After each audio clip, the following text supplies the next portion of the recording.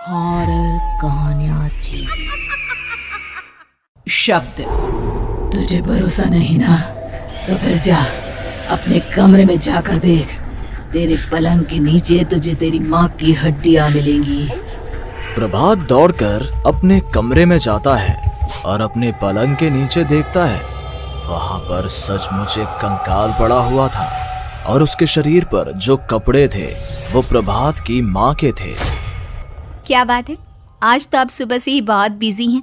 ऐसा क्या लिख रहे हैं? बस एक फैमिली की कहानी लिख रहा था। जैसे हमारी फैमिली है ना, तुम, माँ और मैं, लेकिन थोड़े अलग तरीके से, क्योंकि ये कहानी हॉरर है और इसमें जो आदमी है ना, मैंने उसकी बीवी को मार दिया है। मतलब कहानी में ऐसा लिखा है। और जानती हो, उसके बाद जो बीवी है ना, वो एक बुरी आत्मा बन जाती है। क्या बेटा, इस तरह की डरावनी कहानियां क्यों लिखता है तू? जानता है ना, हम जो सोचते हैं, जो लिखते हैं, हमारा दिमाग पूरा दिन वैसा ही होता रहता है। माँ, परेशान होने वाली क्या बात है? राइटर हूँ मैं, मेरा तो काम है कहानियां लिखना। और वैसे भी ये सिर्फ एक कहानी है माँ, कोई सच नहीं है। उसके बाद कुछ दिन बीत जाते हैं। एक रात प्रभात को अपने ऑफिस से लौटने में देरी हो जाती है। रात के लगभग 12 बजे हुए थे। प्रभात जैसे ही अपने घर पहुंचता है, उसने देखा कि उसकी पत्नी दुर्गा डाइनिंग टेबल पर उसका इंतजार कर रही है।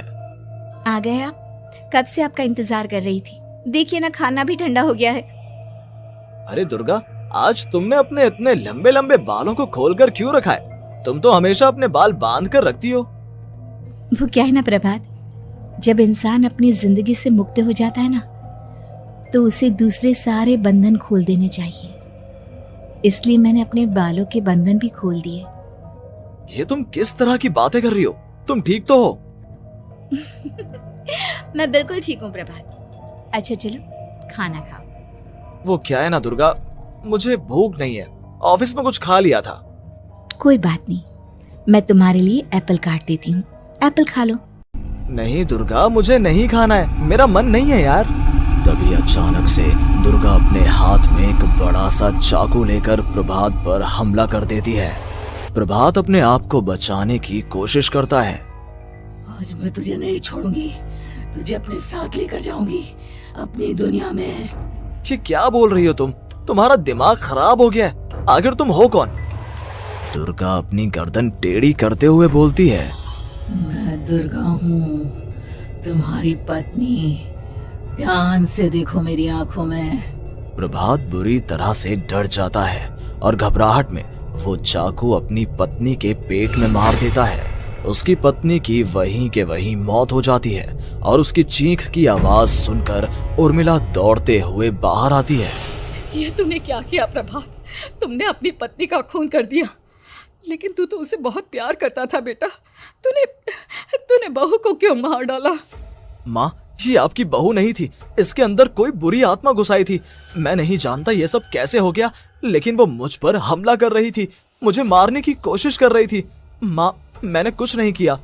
ये तूने क्या कर दिया बेटा? दुर्गा ने मुझे कहा था कि वो तेरी कहानी को उस कैरेक्टर की तरह एक्टिंग करके तुझे डराने की कोशिश करेगी।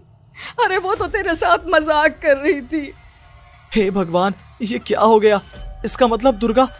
लेकिन माँ, मैंने जो कहानी लिखी थी उसमें भी ऐसा ही हुआ था।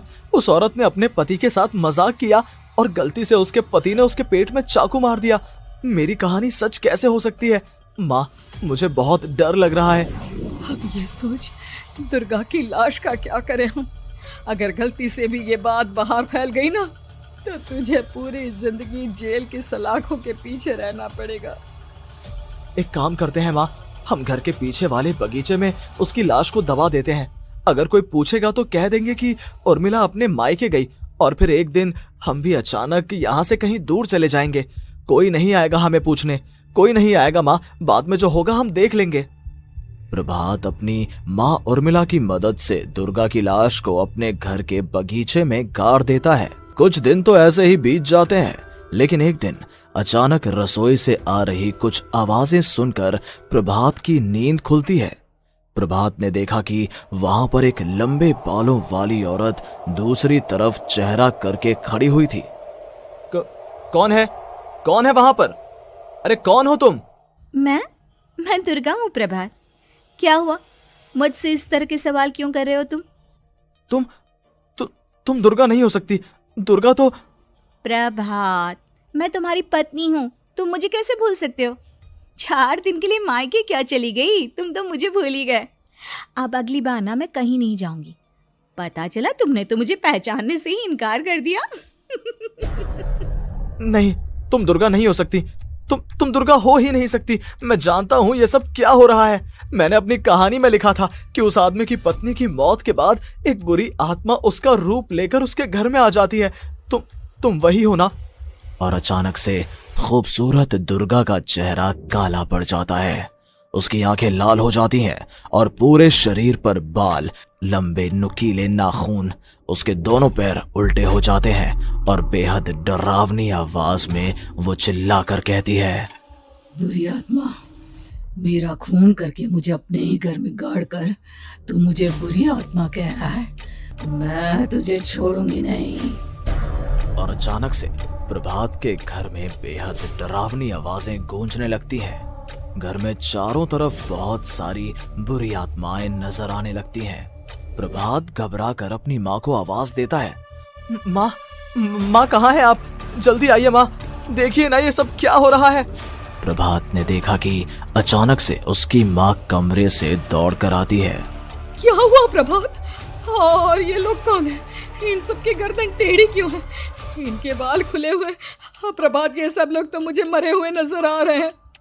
हाँ माँ, ये सब लोग मरे हुए ही हैं और ये ठीक वैसा ही हो रहा है जैसा मेरी कहानी में हुआ था। लेकिन मेरी कहानी के हिसाब से तो आप भी। अचानक से उर्मिला का रूप बदल जाता है। वो भी एक डरावने साए की तरह बन जाती है और बेहद डरावनी आवाज में चिल्ला चिल्ला कर कहती है, मर गई तेरी माँ। जानता है, कल रात जब तू सो रहा था ना, तो मैंने उसके शरीर का सारा खून पी लिया। अब बस हड्डियां बची है उसके शरीर में। नहीं, ऐसा नहीं हो सकता। ऐसा बिल्कुल नहीं हो सकता। मेरी माँ नहीं मर सकती। तुझे भरोसा नहीं ना? तो फिर जा, अपने कमरे में जाकर देख। तेरे पलंग के नीचे तुझे तेरी माँ की हड्डियां मिलेंगी। प्रभात दौड़कर अपने कमरे में जाता है और अपने पलंग के नीचे देखता है। वहां पर सचमुच एक कंकाल पड़ा हुआ था और उसके शरीर पर जो कपड़े थे वो प्रभात की माँ के थे। माँ, अब मुझे कुछ करना पड़ेगा। लेकिन मेरी कहानी में लिखा था कि माँ की मौत मेरे हाथों से होगी, पर माँ तो पहले ही मर चुकी है और वो बुरी आत्मा मुझे भी मार देगी। नहीं नहीं, इससे पहले कि वो मुझे कुछ करे, मुझे उसका काम खत्म करना होगा। प्रभात अपने हाथ में बड़ा सा चाकू लेकर उस बुरी आत्मा पर हमला कर देता है जिसने प्रभात की माँ का रूप लिया हुआ था, और अगले ही पल वो नीचे गिर जाती है और उसके शरीर से खून बहने लगता है। ऐसा नहीं हो सकता। एक बुरी आत्मा के शरीर में तो खून होता ही नहीं है। तो क्या सच में मैंने अपनी माँ को मार दिया? लेकिन अभी कुछ देर पहले तो फिर वो कंकाल किसका है? और ये कौन है? मैं पागल हो जाऊंगा। और अपनी माँ की लाश, इसका मैं क्या करूं? लोग पूछेंगे तो मैं क्या जवाब दूंगा? तभी वहां पर दुर्गा का रूप लेकर जो आत्मा थी उसने प्रभात से कहा, गाड़ दे अपनी माँ को ले जाकर उसी जगह जहाँ तूने मेरा खून करके मुझे गाड़ दिया था। जा, चला जा। घबराया हुआ प्रभात पागलों की तरह अपनी माँ की लाश को लेकर बगीचे में गाड़ देता है। प्रभात की हालत पागलों जैसी हो जाती है। वो अपने आप को अपने घर में बंद कर लेता है। कहानी के हिसाब से तो आगे ये हुआ था कि कहानी लिखने वाले ने उन बुरी आत्माओं से डरकर आत्महत्या कर ली थी। तो क्या मैं भी मर जाऊंगा? क्या मैं भी आत्महत्या कर लूंगा? एक काम करता हूँ, मैं अपनी कहानी का अंत बदल देता हूँ। हाँ, ये मैंने पहले क्यों नहीं सोचा। मैं लिख दूंगा कि कहानी को लिखने वाला आत्महत्या नहीं करता, बल्कि कहीं दूर जाकर नए सिरे से अपनी जिंदगी शुरू करता है। यही सोचकर प्रभात ने अपनी लिखी हुई कहानी को बाहर निकाला और उसे पढ़ना शुरू किया। ये देखकर वो हैरान रह गया कि कहानी का क्लाइमैक्स तो किसी ने पहले ही बदल दिया था। ये क्या? इसमें तो लिखा हुआ है कि आखिर में उस लेखक की पत्नी और माँ दोनों बगीचे में जिंदा दफन थे। बुरी आत्माओं ने उनको कैद करके रखा था और वो लेखक अपनी माँ और पत्नी दोनों को जिंदा बाहर निकाल लेता है। लेकिन ये सब लिख किसने दिया? प्रभात दौड़कर बगीचे में जाता है और वहां पर खुदाई करना शुरू कर देता है। प्रभात देखता है कि वहां पर लकड़ी के 2 बड़े संदूक हैं और उनके अंदर से आवाजें आ रही हैं। प्रभात, प्रभात बचा लो मुझे, अगर थोड़ी देर और हो गई तो वो मुझे छोड़ेगी नहीं। बेटा देखो, मैं इस बक्से के अंदर बंद हूँ, प्लीज मुझे बाहर निकालो, वो बुरी आत्मा किसी भी वक्त मुझे मार डालेगी।